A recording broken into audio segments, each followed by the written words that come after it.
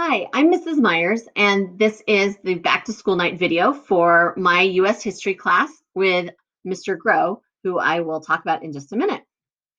So, a little bit about me first. This is my 21st year of teaching, and I have a bachelor's degree in political science from the University of Arizona, a master's degree in curriculum instruction from Concordia University in Irvine. I am the team leader for the United States history team at Chaparral High School, and that includes the APUS. I also teach APUS. I have been a member of the History Teacher Leadership Network for 8 years. It's a group of teachers from both San Bernardino and Riverside counties who we meet once a month and we do networking. We also bring in scholars, we learn to talk strategies, and it's a wonderful network of individuals who help me gain new ideas for being a better teacher. In addition, I love to travel and I have a family with one daughter who is a second grader. And I have a passion for photography and a passion for history and travel. Next is Mr. Grow. He is my teacher candidate, which is the new way of calling someone a student teacher. He has a bachelor's degree from Cal State San Marcos in history, and he is currently getting his credential in both social science and in English, so he's quite busy. He's going to be working with both first and second periods primarily, although he's been helping a lot with third period as well. And he's very excited to be working with your students alongside me, and we're doing a great job planning together and collaborating together. And I think it's going to be a great year. He will be with me for the semester. Speaking of our class, first semester, these are the topics we're going to cover: the Gilded Age and Progressive Era, Americans in the World, the boom to bust, which is the 1920s to the 1930s when we talk about the roaring 20s, and then the beginning of the Great Depression, and then finally FDR and the New Deal. So our focus is kind of on the competing visions people had for America, both domestically when you talk about things like the economy within the Great Depression, but also internationally when we talk about imperialism and America expanding its role in the world through World War I. And then also the role of the government, of how much should the government be involved in different things through the progressive reforms, through the role in the war, as well as the role in the economic crisis. Second semester, we will focus on World War II, Cold War, activism, and modern America. So a large part of our focus for the first half of the semester will be on American foreign policy, going from 1945 all the way up into the Cold War ends in 1991.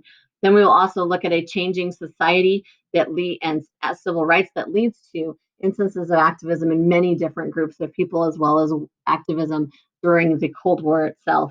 And then we'll finally end with modern America with certain specific examples, such as talking about things in the 1970s, the Reagan administration, and we'll see as far as we can go, at least up to 9/11. Our goals for your students are to like history more in June than they do now.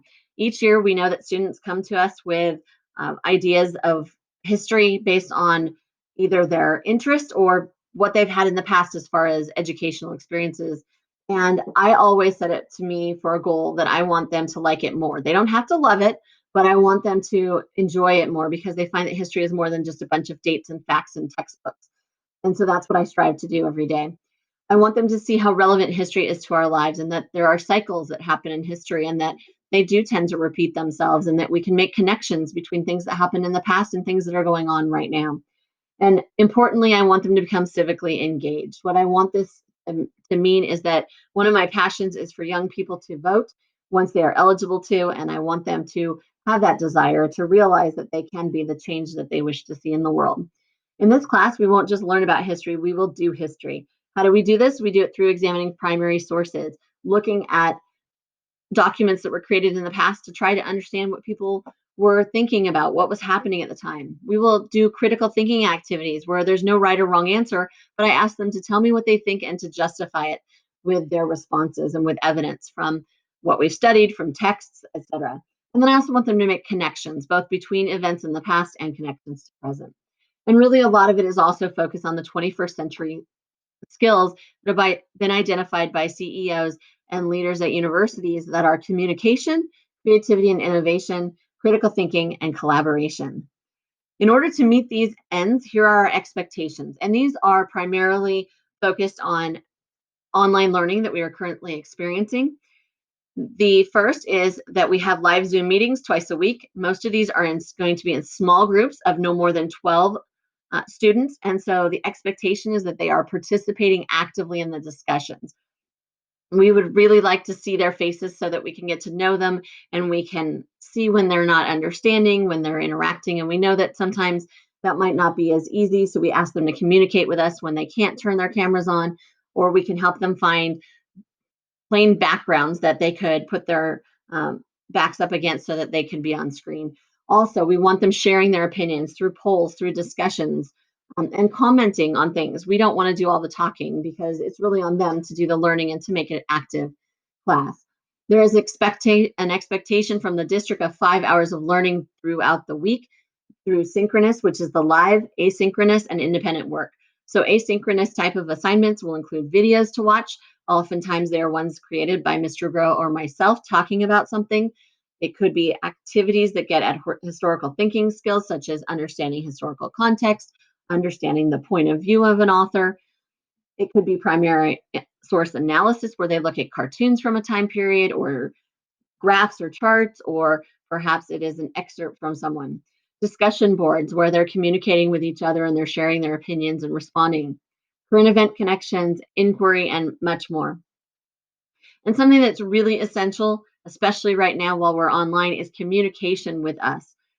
If we don't hear from students, we don't know when they have questions. We don't know their struggles. We don't know when we need to reteach something or intervene to help them be better students. So it's really important that you help your students to advocate for themselves, to set aside time to make sure they complete the assignments.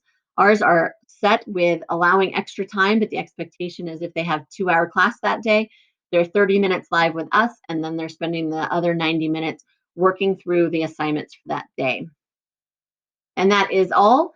If you would like to contact us, here are our emails. We look forward very much to working with your students this semester and then this year for me. And again, reach out to us if you have any questions or we can help you in any way. Thank you.